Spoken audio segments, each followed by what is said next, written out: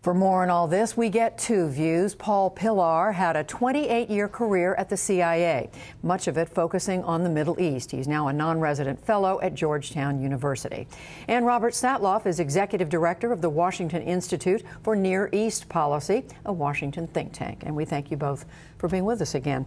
Let me start with you, Paul Pillar. Did you hear something new in what Prime Minister Netanyahu said today? Not really. The Prime Minister, of course, has been agitating and warning on this subject for quite some time. And going beyond Mr. Netanyahu, we've seen over the last several years, in fact, progressive projections that Iran is on the verge of a nuclear weapon. Most of those projections have not borne out. But what we didn't get in this, in the comments by the Prime Minister was really a clear sense of what his preferred red line would be. If we take literally what he did with his red marker on his prop, it would suggest he's saying no 90% enrichment, that is to say weapons-grade enrichment of uranium. But he also said in his remarks that he did not want Iran to complete, that's his words, the medium stage, which refers to 20% enrichment, and that leaves open what complete means. So is it clear, Robert Satloff, what red line he's talking about? Well, I think it's very useful what the Prime Minister did because it cleared up a major ambiguity that separates the United States and Israel on the objective of stopping Iran's nuclear ambitions. President Obama, has said he wants to prevent Iran from getting nuclear weapons. But what does that mean in practice? And what the Prime Minister did today was say that for Israel, it's not the weapon that matters. It is stopping them earlier than that. It is the enrichment process, that there is a point in the enrichment process that we have to stop them, which injects, I think, an important element of clarity into the debate about the overall objective. So you're saying there was something new there? I think it's very useful, in fact, that he helped clarify the Israeli view that the definition of prevention of stopping a nuclear weapon does not mean just before you turn the screw on the final device. It has to mean, to be effective, it has to mean earlier in the enrichment process. Why is that significant? You started out saying you didn't really hear anything new, but maybe that is? Well, we've been hearing about red lines for quite some time from the Prime Minister, and he hasn't specified exactly what it is. It's been clear to all that uranium enrichment is the long pole in the tent, as the analysts say.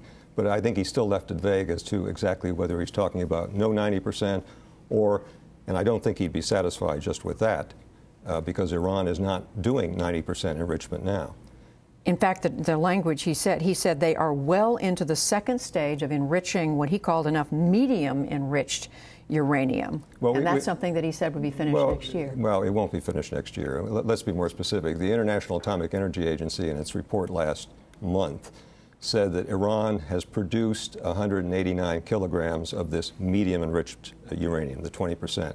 Over half of that is already in the process of being converted to fuel plates for the Tehran research reactor. So they have only about 91 kilograms right now, which is less than half of what you'd need, even if you went to the additional step of 90% enrichment, which they're not doing. So you're saying it's not as close as what he described. No, Robert Satloff, how did you hear that? Well, actually, I heard it somewhat differently because what Paul's comments don't incorporate are A, facilities of which we're not aware, B, an increase in the number of centrifuges that would increase the amount produced, and C, the possibility that Iran uses more advanced centrifuges between now and some future date that would make more product more quickly. So you're saying there's more capacity there than what is known? Well, not that it's not as though I know a secret, but what I'm saying is even at current levels of production, the Iranians could achieve amount needed for a nuclear weapon sometime in 2013. Why isn't that correct?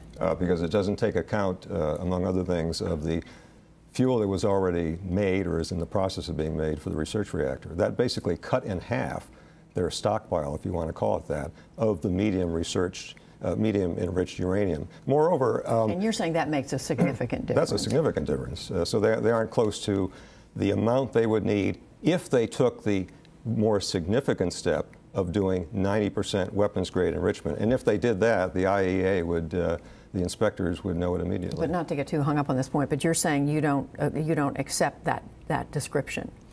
I'm saying at the current pace of production, in 2013 the Iranians will achieve enough for a nuclear weapon. That the IAEA does not dispute. So let's go back to this question of what's the difference between what the Prime Minister said today and what President Obama said 2 days ago. What's the difference in the two positions? The difference is President Obama has said no nuclear weapon.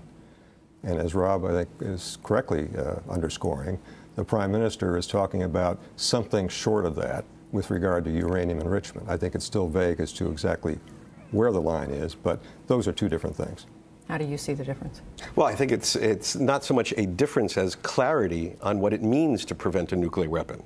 Of course, if they're just about to turn the screw, it's too late to bomb them and prevent that. So what Prime Minister Netanyahu did was offer Israel's view of what a definition of prevention, a goal to which both governments agree, what a definition would really be in practice. I was also reading today that there's some disagreement inside Netanyahu's own government, that the foreign ministry issued a report, Israeli foreign ministry today, concluding that the economic sanctions are hitting Iran hard, calling for another round of economic sanctions. Is that significant? The economic sanctions are hitting Iran. The Iranian economy is in trouble. And basically the reason why we haven't seen results, if you will, with regard to the Iranian negotiating position is that the P5+1 has not put on the table anything in the way. This is a group of countries that has been meeting. The United States and the other 5 powers that have been negotiating have not put on the table significant sanctions relief, basically no sanctions relief other than the airplane parts. Well, here I disagree with Paul very much. I think the economic sanctions have been a wonderful success and an abysmal failure. They've been a wonderful success at raising the economic cost to the Iranians. But if their real goal is to compel the Iranians to change their nuclear policy, they've had no visible impact. And so that's the rub. The assumption of sanctions is that they will have an impact on Iranian nuclear policy. So far, that hasn't borne out. And that's what the Prime Minister said today. And they haven't borne out because the other side is not offering anything significant in the one area which is the main reason Iran has to negotiate, and that has to do with relief from sanctions. Where do we go from here? The Prime Minister said today, just finally, early, that next spring there could be military action as soon as next spring. Is that what you heard? I heard him say that there will be, up until next spring, a big push to push more for sanctions and push more for diplomacy to resolve it, and that there is a point, most likely by next spring or early summer, that perhaps military action is called for. And so I think what you heard is a plea. World, step up your game. If you think that economic sanctions are going to make the difference, make them tougher. Otherwise, other action is necessary. How did you hear that? If nothing else is placed on the table, sanctions themselves won't do anything. It's a matter of, one hopes, if you're asking me for how we get out of this, it would be in a second term by Obama, or if it were President Romney, working with the other P5+1 powers to put something on the table that does give Iran an incentive to strike a deal. And the kind of deal that is very strikeable would be one that substantially curtails or eliminates altogether the 20% enrichment, not just 90% enrichment, but 20% enrichment, if it means relief from sanctions. Well, questions continue. Gentlemen, we thank you both. Robert Satloff, Paul Pillar. Thank you. And online, Margaret Warner writes how Netanyahu, in setting a red line for Iran, was also trying to set another sort of red line for the United States. Find her blog post on the Rundown.